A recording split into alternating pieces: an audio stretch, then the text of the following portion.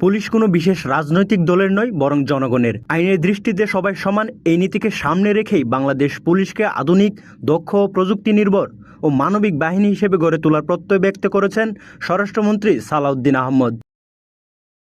রোববার সকালে রাজশাহীর সারদায় বাংলাদেশ পুলিশ একাডেমিতে ২৭তম বিসিএস পুলিশ ব্যাচের প্রথম পর্যায়ে প্রশিক্ষণ সমাপনী কুচকাওয়াজ অনুষ্ঠানে প্রধান অতিথির বক্তব্যে তিনি এসব কথা বলেন। স্বরাষ্ট্রমন্ত্রী বলেন, পুলিশ হবে জনগণের অকৃত্রিম বন্ধু ও নিরাপত্তার প্রতীক, কোনো রাজনৈতিক দল বা গোষ্ঠীর হাতিয়ার নয়, বরং সম্পূর্ণ নিরপেক্ষ থেকে আইনের শাসন প্রতিষ্ঠাতা এবং জনগণের সেবায় নিয়োজিত থাকবে পুলিশ বাহিনী। তিনি বলেন, বিগত সময়ে দলীয়করণের কারণে পুলিশ বাহিনী পেশাদারিত্ব ও ভাবমূর্তি ক্ষতিগ্রস্ত হয়েছে। সেই অবস্থা থেকে উত্তরণে সরকার ইতিমধ্যে বিভিন্ন সংস্কারমূলক পদক্ষেপ গ্রহণ করেছেন। বাহিনীতে সততা, শৃঙ্খলা, জবাবদিহিতা ও পেশাদারিত্ব নিশ্চিত করতে পুরস্কার ও শাস্তির নীতি কাঠামোভাবে বাস্তবায়ন করা হচ্ছে বলেও জানান তিনি।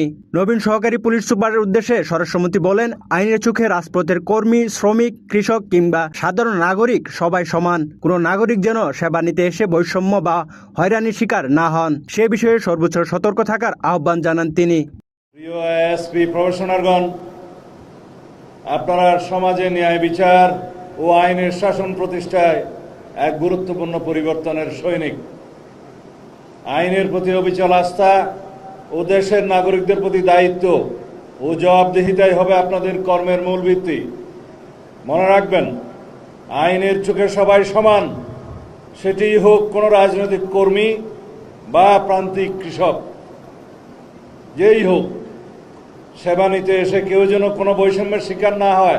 এ সময় তিনি সাইবার অপরাধ দমন, প্রযুক্তি নির্ভর তদন্ত ব্যবস্থা জোরদার এবং দুর্নীতি বিরুদ্ধে জিরো টলারেন্স নীতি অনুসরণ করে দায়িত্ব পালনের নির্দেশ দেন। অনুষ্ঠানে কুচকাওয়াজ পরিদর্শন শেষে বিভিন্ন বিষয়ে শ্রেষ্ঠত্ব অর্জনকারী শিক্ষানবিশ সহকারী পুলিশ সুপারদের হাতে পুরস্কার তুলে দেন স্বরাষ্ট্রমন্ত্রী।